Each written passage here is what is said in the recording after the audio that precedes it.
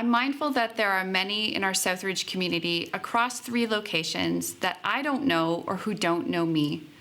My name is Lori Workington, and I attend the Vineland location. Both my husband Chris and I have been part of this church since it started when we were both very young kids. For the last 6 years, I've been part of a small working group here of mostly volunteers called the Becoming Good Relatives team. Where here at Southridge, we've been listening and learning and inviting our community into the verb of becoming the types of people that Indigenous folks would want to be in relationship with. We're in week 2 of a series called Hope Lives. Last week, Tom helped us to see from a meta view the Creator's vision for all people to live in right relationships with each other. If you weren't with us, I'd invite you to go back and give that a listen, and make sure to catch the next 2 weeks after today as well, as we continue to dig into what this means for us as a church community. To me, how we collectively respond to this 4-week series and how it continues to shape us is an indicator of the health of who we are collectively. This week, I'm joined by Adrienne Jacobs to talk about Canada's commitments to truth and reconciliation and why that is crucial to who we are as a faith community. I'll let Adrienne introduce himself, but I just want to say that as I've been getting to know you, Adrienne, over the last couple of years through my work at Mennonite Central Committee Ontario, and sort of learning a little bit about your heart for calling communities of faith to healing through owning their responsibility to truth and reconciliation has been really inspiring and informing and instructive to me.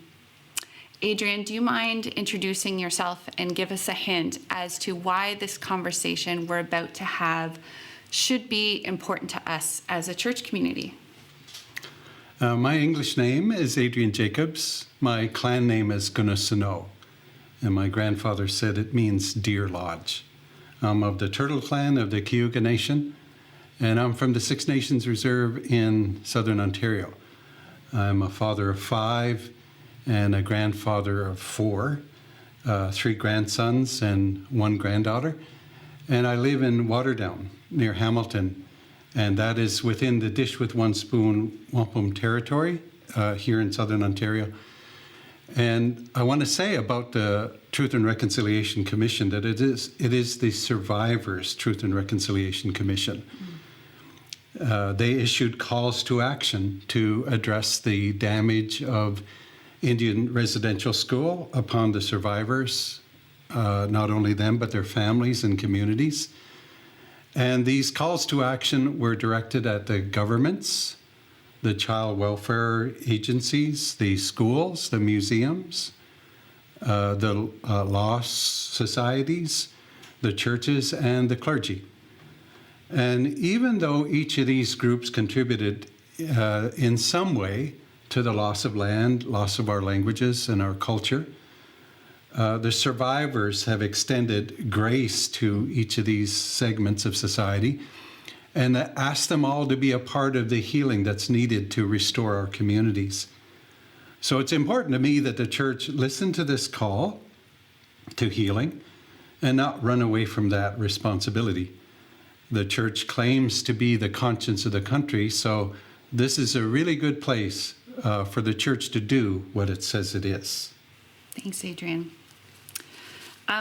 We hear about truth and reconciliation now, but I would say many of us settler people, most who participate in the Southridge community who aren't First Peoples to this land, we don't fully understand or haven't paid attention to what contributed to the need for truth and reconciliation. At a super high level, could you summarize how we got to a place where we needed the Truth and Reconciliation Commission and what purpose the TRC serves? Well, Indigenous nations all across Canada have lived in this land for millennia, and we thrived in the land. We governed ourselves, we learned to live in a good way with the land, and we taught our coming generations all the wisdom from our past. Now, when colonialism happened, European nations imposed their languages upon us and their systems also as well. And they tried to remake us in their image. They tried to make us good English or French folk by forcing their language on us and their ways of thinking. And this is called a policy of assimilation, where foreign languages, ways of thinking, educational systems, ways of governing, spiritualities, etc., are different than what was in our communities. And they actually used the Indian residential schools to enact that policy on us. And so they came into our communities and took our children away from parents. And some of them were as young as 3 years old until they were 16 years old. And so they were away from their communities for a long period of time.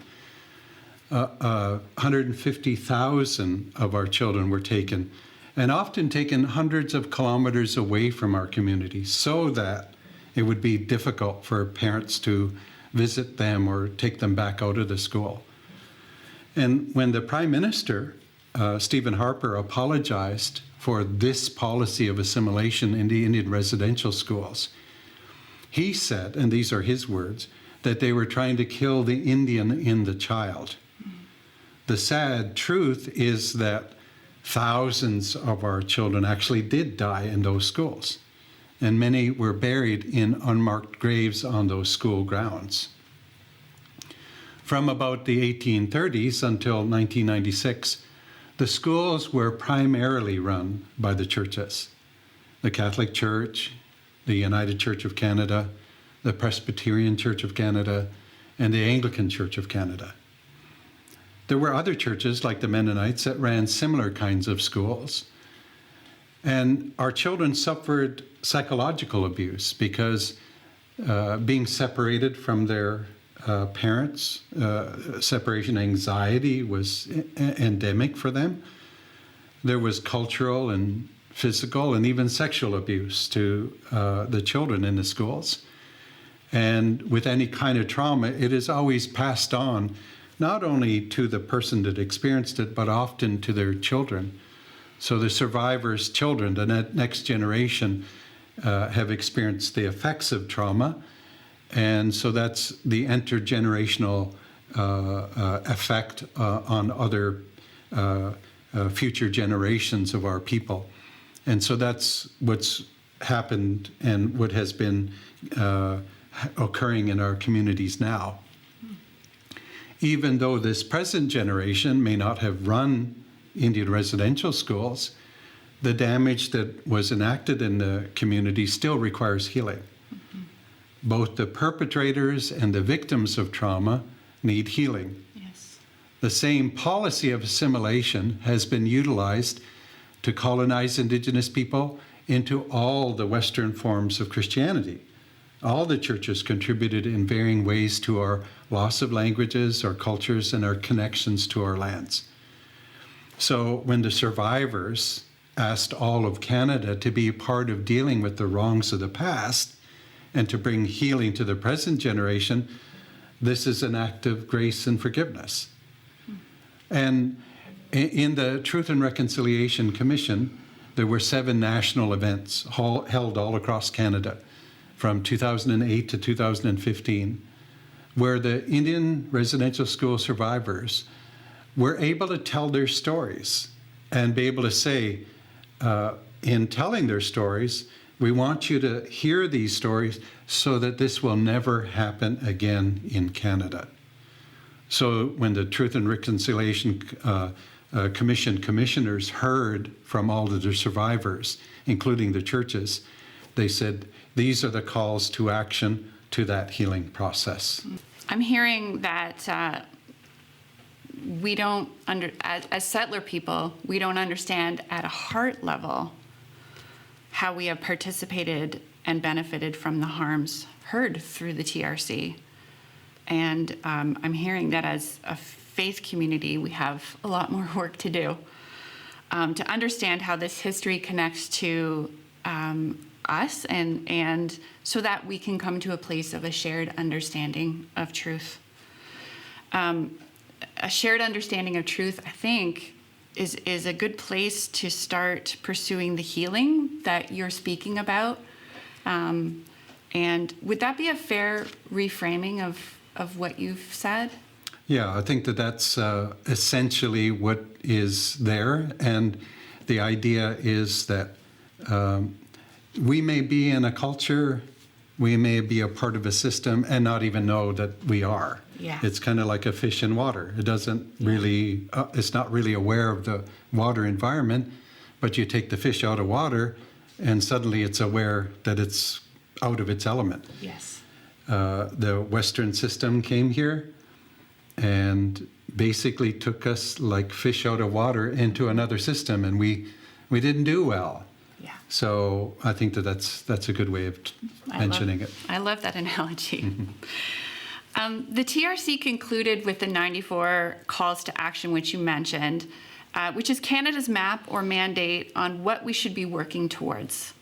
Can you share with us the essence of 5 specific calls that include church bodies, and then what that means for the church across Canada? Sure.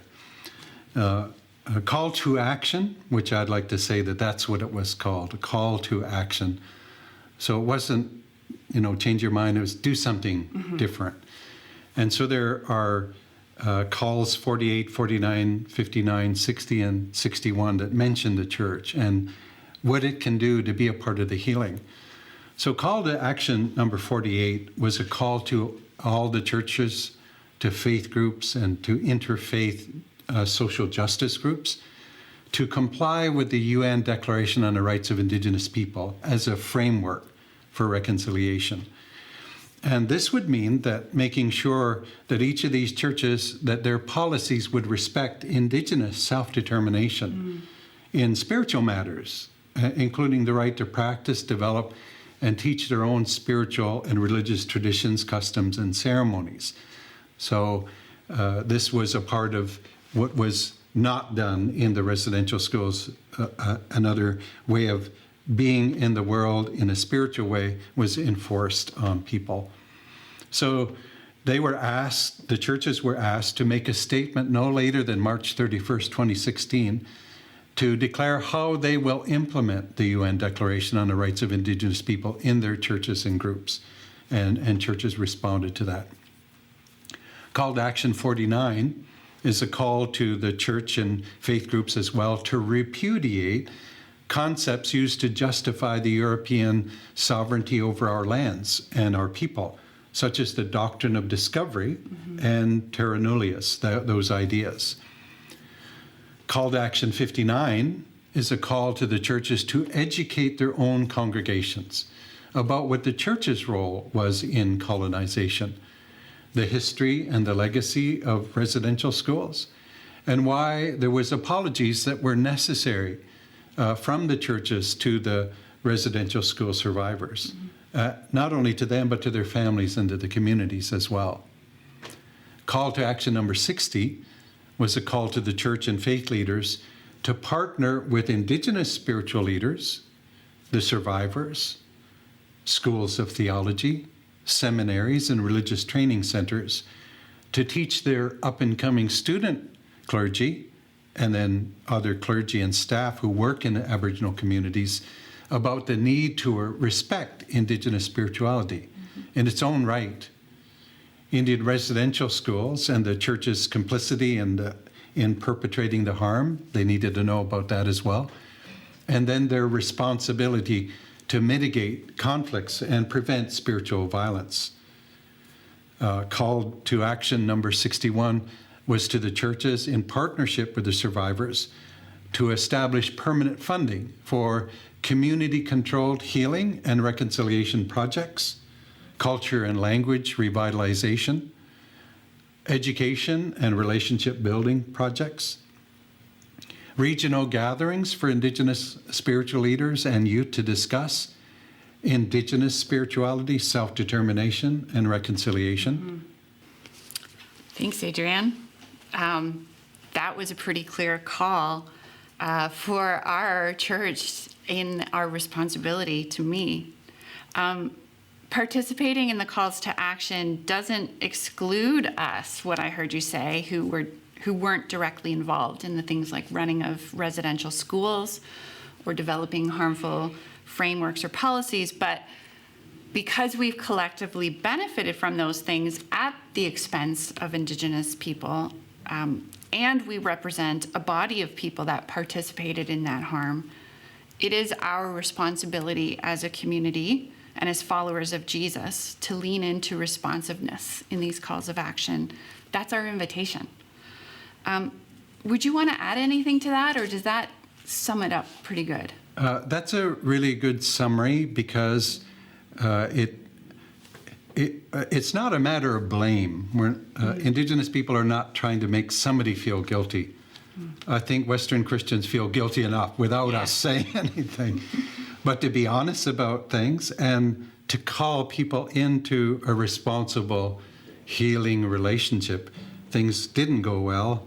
Let's make them go well now. So let's begin working together, because not only were we hurt in the process, I think it twisted the church as well. And they need the healing as much as we need the healing. And together we can heal together. Absolutely. Learning can start in our heads, but if this learning is to be transformative, it has to make its way into our hearts. So what's the shift in our thinking that needs to take place as followers of Jesus? And if our thinking was different, how might that look in action? As an educator, I know that it takes something like listening to something 11 times before you can remember it. And then it takes 25 times hearing it for it to become your thought. So the mindset and the attitude that allowed Indian residential schools to even exist was a very long time in the making. And so it will take an equally long time for society to think differently about that tragic reality. I have a missionary friend who told me that in America, he wondered why Christians gave so little to benefiting others, only about 5% of their giving. He said then he looked through the hymnal and he noticed that only 7% of their hymns spoke about blessing other people. Interesting. So most of the hymns were about their own blessing as Christians. And so he told me that people practice what they sing about. So we need to read about justice, meditate about justice, sing about justice, write in our journals about justice, talk about justice at our dinner tables, talk about justice issues at work, in our work break tables, friendship tables at Tim Hortons. Perhaps then we will begin to do justice. The church in Canada claims to be the conscience of the country. The survivors of Indian residential schools have accepted the church at its own word and has called it to live out that justice that they proclaim in restoring life for the Indigenous community. They and we are asking the church to be part of the healing from the damage that they were part of making. This sounds like restorative justice that Mennonite folk like to say they are working with when they deal with criminal offenders. The church is the offender in the loss of our languages, our cultures, and our connections to our land, so they can be a part of the restoration of those things as well. It sounds like we have some very important work to do in unsettling our thinking, untangling, really. And that can be challenging and uncomfortable to see our own assumptions and biases, especially maybe as Jesus followers. In my experience, this requires us to come with a posture of curiosity and is humble in how I come to know what it is that I think that I know, and listening to voices like yours, Adrienne, who experiences Canada from a different perspective than someone like me. It sounds to me like our first call to action, first step, is to transform the way that we think and see ourselves through listening to the experiences of Indigenous people as shown through the calls to action. Would that be a fair way to understand what you're saying? I feel like the thing that really changes people's minds when they have strong feelings about anything are stories. Yeah. And that's what the survivors did. They told their stories. And not from a rancorous, angry position. Although people were angry for what happened to them, but they told it in such a way that it broke the hearts of the listeners and they wept. And it's in that atmosphere of recognizing what happened and say, oh, I didn't know that that's what occurred. And then you can calmly ask yourself, how was our system, how am I benefiting from what happened a long time ago? Mm-hmm. And if that's something that pricks your heart, then you can begin to say, what can we do now to make things better? So it's stories that change people's lives. Yeah, thank you. Thank you, Adrian, for inviting us to some collective unsettling where we've been challenged to lean into listening to stories, hearing some uncomfortable truths, and really doing some internal reorientation. And also the hope of this active restoration work that we're invited to be a part of. I wanted to read a reflection from Richard Wagamese. It's from his book Embers on page 132. My gauge each day in all things is simply this. Is what I'm choosing to think or do or say moving me closer to my Creator or farther away? For this question, I am immensely thankful. It saves me an awful lot of backtracking, worry lines, frustration, angst, and apologizing. Today and every day, I give thanks for my ability to exercise the power of choice, even when I've chosen wrong. Thank you to all of you who have joined us today, and thank you to Adrian for sharing with us. And we'd like to invite you back into the next 2 weeks of this series, where we will continue to envision where this listening into action journey takes us as a community here at Southridge. I will hope that you'll continue to join us in our learning.